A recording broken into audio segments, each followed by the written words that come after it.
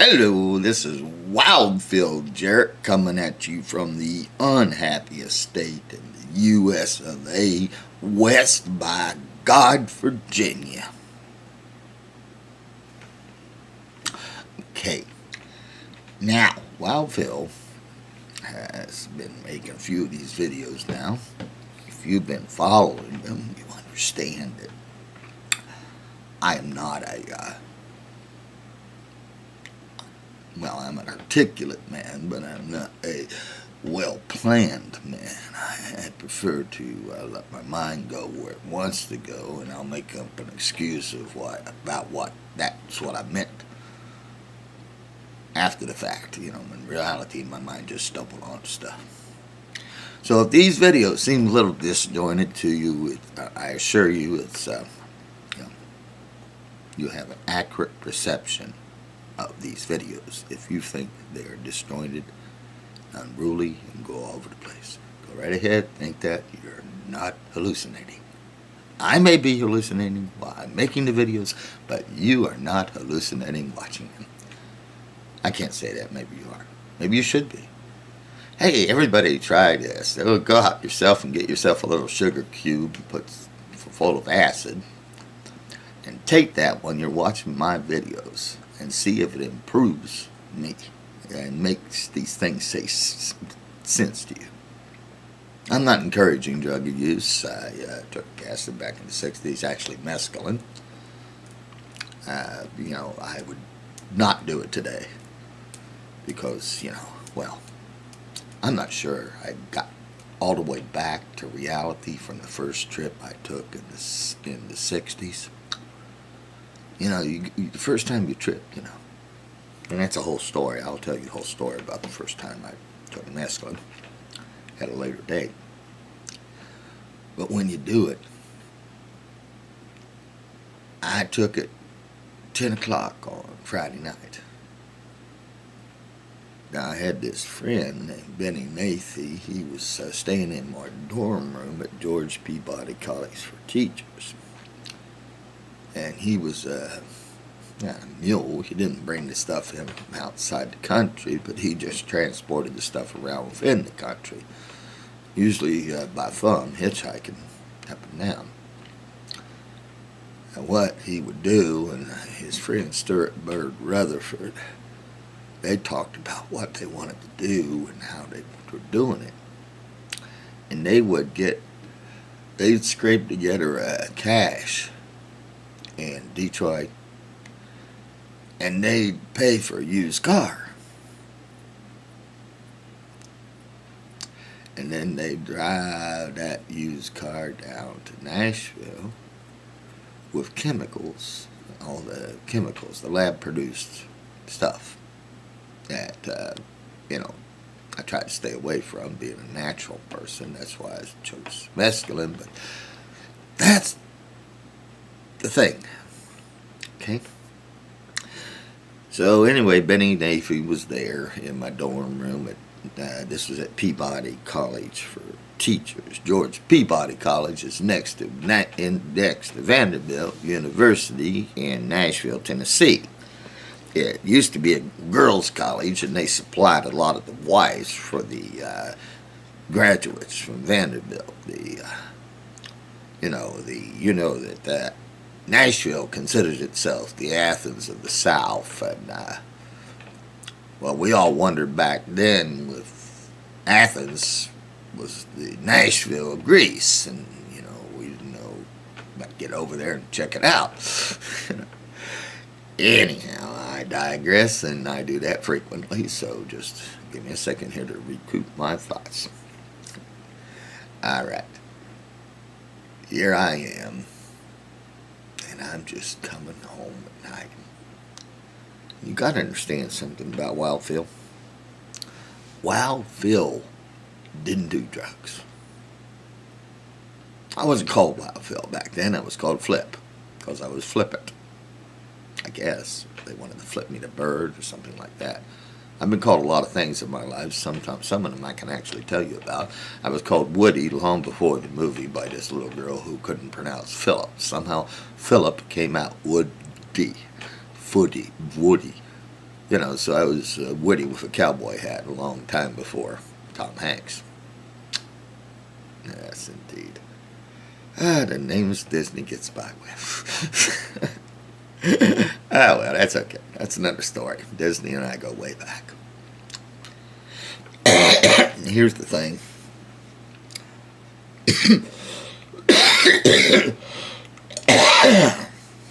You'll pardon me. I have a smoker's cough. I gave up smoking tobacco 15 years ago because that stuff will kill you. But I still got a smoker's cough. And if you want to figure out how, then go right ahead and give it a shot. Anyhow, I'm trying to tell a story to you people. Will you shut up and listen? Here I am. I'm in Nashville, Tennessee. And I have been going around the horn, and I'm staying at George Peabody College for Teachers, is what it's called then. It's now part of Vanderbilt University, and so if I send for my grades, it comes from Vanderbilt now, which kind of looks good. If you're applying somewhere, I get grades from Vanderbilt. I didn't make it as a teacher, by the way. I realized at a very early age that I did not want to spend the rest of my life hanging around teenage girls because I knew I couldn't trust myself. So I took myself out of that field pretty quick, even before I considered it. Besides, teaching is something I didn't want to do. I wanted to actually have a life, but you have to be a teacher to understand that joke. Okay, here I am in Nashville, Tennessee, George Peabody College for Teachers. I got a basement dorm room in the men's dorm at George Peabody College for Teachers.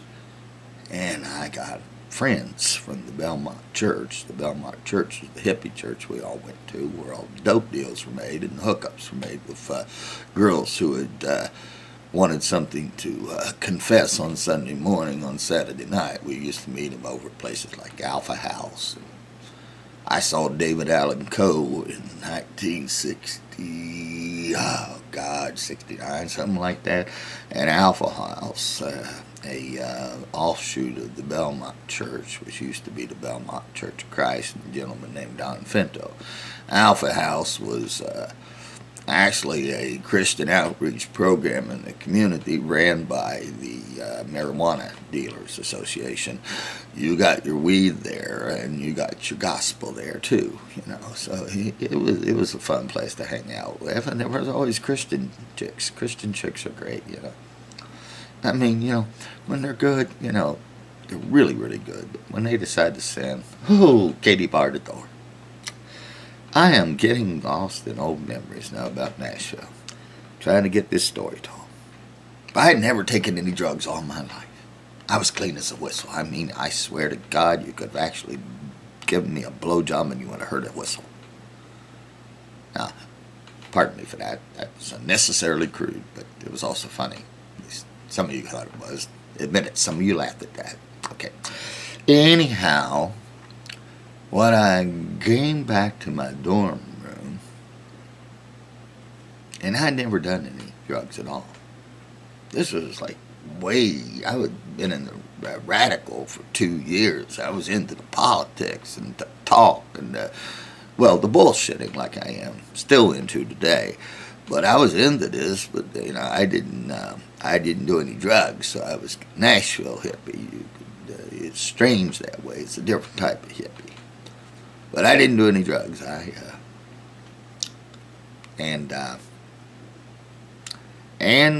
Let's see. I didn't do any drugs. I was clean. Never had a drink. Never had a drug in my life. And then I came out there.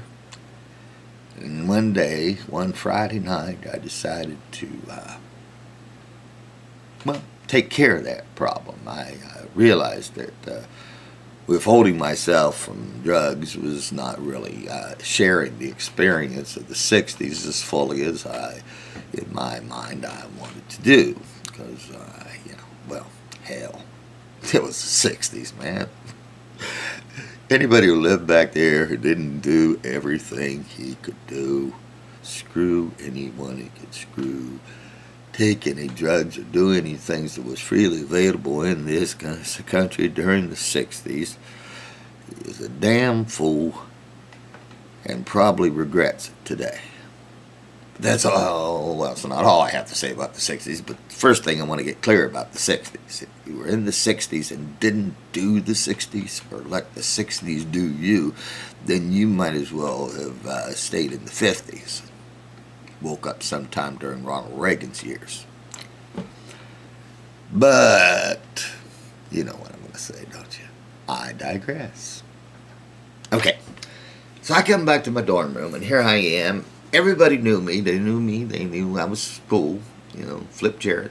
He got such a juvenile reporter. The first 3 short stories I published in Hillary Queen's mystery magazine, the dear friend and editor Eleanor Sullivan back then encouraged me. And the first 3 I published, I put out under the name of Flip Jarrett because I thought at that time it had a nice newspaper report feel to it. Now I'm going with Wild Phil Jarrett. So that's, that really doesn't show you that I matured at all, does it? No, I'm just Wild Phil now instead of Flip. You can call me Flip if you want. I might answer you. But, yeah, the best thing to do is call me for supper and I'll be there. I am still digressing. Here's the point. I come back to my dorm room. And there's my friend Benny Nafee and Stuart Bird Rutherford. And Nafee has gotten the drugs out of his backpack that he brought down from Detroit. No, they weren't from Detroit. They were from Cleveland. I'm thinking about today's West Virginia. Our drugs come from Detroit now, which is another city they need even a sheriff in as far as I'm concerned. I mean, they need to take that place and lock it up, shut it down like Earp would have done in the past. But that's just me in the cowboy hat talking. So here I am. Pure virgin as far as my bloodstream goes. Still a virgin as far as my sexuality goes, but that's a different story, much longer and much sadder. Anyhow, go back to my dorm room. Here's Benny. Benny's got his backpack open, and he's got this big plastic bag, and I mean a big, like this plastic bag that's filled with powder. And I asked him, what's that? You know. Well, he was sitting there, and he was taking the caps.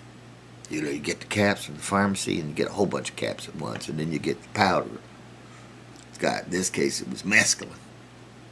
You get the powder, and you scoop up one end of the cap, then you fit the other end on the top. Maybe you don't know that, but, you know, I'm from the 60s. Hi. You put the other end on the top. It's called capping your drugs, and then you sell that for a set amount. Well, Benny's been staying in my dorm room on the floor, along with Stuart, you know, George Peabody, and, I went in and said, what is that? And he told me it was mescaline, and I said, can I have some? Bear in mind, I've never done anything in my life. I have never done any drugs at all, and I'm like 20 years old or something like this, and I say, can I have some? Well, Benny takes that little plastic part on the end there that you scoop it up with, and he goes down into there, and he just trucks that thing all the way through that and leaves a little snow plow all the way through that white powder and that little cap there, and the white powder is pouring off the sides and everything else. He didn't even bother putting a cap on it because they had to shove some of it out to get the cap on. He just handed me all this, and I kind of took my mouth, took the drug, and licked off his fingers a little bit. But, we won't go into that. Mescaline. Man-sized dose. Cut with speed. That way you get to stay up and enjoy your trip. You know who I spent that trip with, that first trip? I spent that first trip with a blind guy. Yeah. Oh, God, what was his name? I forget. I'll come back with you on that. But you ever trip with a blind person? You know, It's really great because they're seeing colors. They never seen anything, and they're seeing colors then. And wow, they're fun to trip with. If you ever trip again, trip with a blind guy. That's my advice to you. And don't do drugs. Well, don't do drugs. Drugs. You know what I mean there. Don't do drugs. That's the message I've got, because they'll kill you. I had a friend in the 60s named O.D. He was my dealer. We called him O.D. for the number of times he overdosed. And he had this beautiful woman who lived with him called Ellen O'Ligney from Cleveland.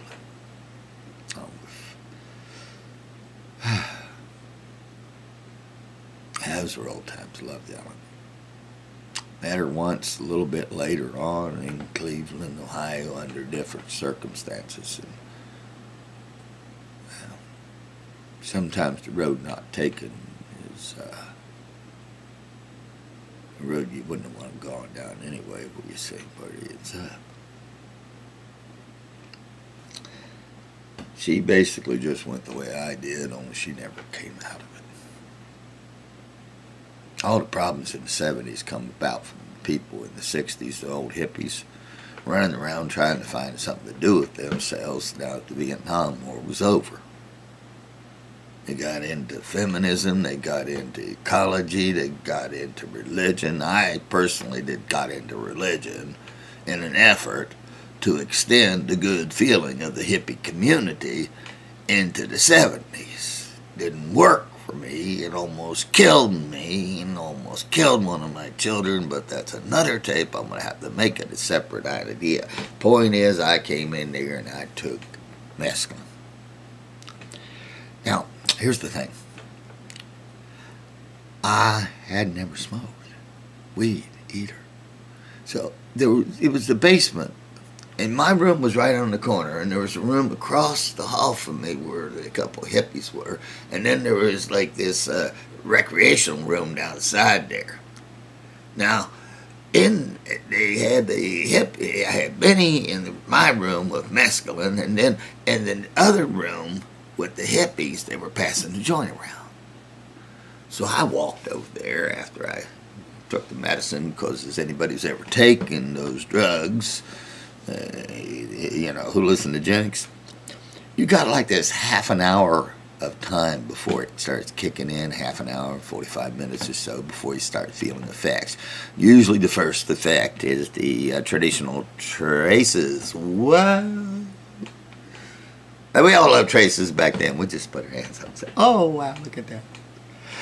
We played with ourselves a lot in many ways back in the 60s. Myself, I played with myself till I got sore. But that's a different story altogether. That's the other thing about the 60s. If there was free love around,